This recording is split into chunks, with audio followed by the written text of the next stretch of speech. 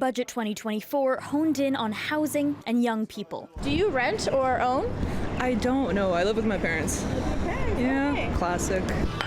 In Canada's most expensive province, people say they expect the federal government to help get the housing situation under control. There's a bunch of infrastructure that's not being used right now, and I think that it could be utilized in a way more efficient way. For young people, I definitely like the 5% and 10% incentive that they gave to help with homes the last number of years. If they could do more of that, that's great.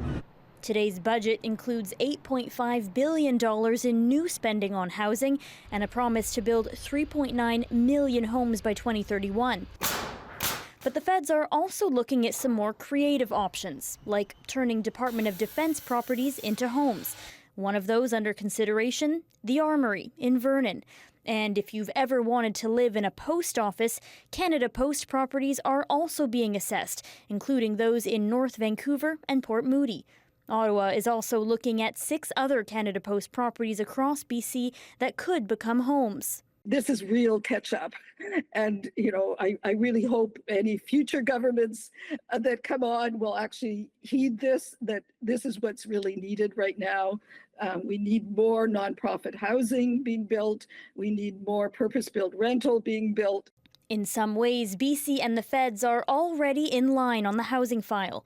After precedent-setting BC Builds legislation was introduced in February, other provinces are now expected to meet the benchmark set in this province to access that federal funding. Ideally, there will be a greater uptake in BC of some of these federal initiatives because there is alignment between the provincial and federal government to increase the overall supply of housing. Still, the housing crisis in this province feels particularly dire. It is obviously appealing, but they have been saying that for the past couple of years, and it just seems like it's getting worse. Renters, owners, and hopeful buyers alike will have to wait and see whether the measures make a dent. Michelle Gassoub, CBC News, Vancouver.